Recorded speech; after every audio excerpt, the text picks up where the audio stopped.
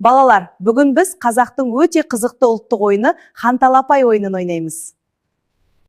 Бұл ойынды біздің ата-әжелеріміз де, ата-бабаларымыз да ойнаған.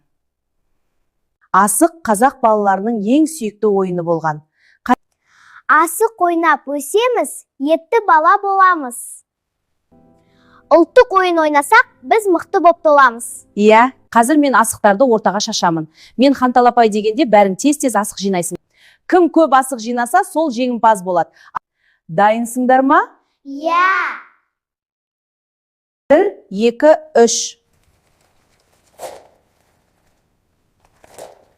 Ал енді кім қанша асық жинады екен? Қарайық. Жарайсыңдар балалар, сендер өте жылдам екенсіңдер. Ал енді мен сендерге асықтың түрлерін таныстырып өтейін. Қазақ халқы асықтың әр түсуін ерекше атаған. Мынау алшы асықтың ең жақсы түсуі. Мынау тәйке асықтың бір қырымен тұрған түрі. Ал мынау бүк асықтың ішке қарап жатқан түрі. Ал мынау шік асықтың сыртқа қарап жатқан түрі. Балалар, әр асықтың өз мәні мен атауы бар. Енді ойынның келесі кезеңіне көшеміз. Сендер теріп алған асықтарыңның біреуін сақа ретінде таңдайсыңдар. Сол сақамен ортада жатқан асықтарды атып құлатасыңдар. Кім көп асық құлатса, сол жеңімпаз болады. Қызыл асықтарды атаймын. Мынау алшы. Жарай, сайсасыңыз. Ал мынау сәйке, мынау бүге. Мен де үйрен. Қараңдар, асық лақтырам. Жарайсың таста.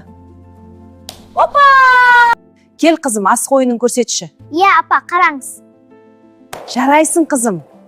Жарайсыңдар балалар. Асық ойыны арқылы біз дәлдікке, ептілікке, шыдамдылыққа үйренеміз.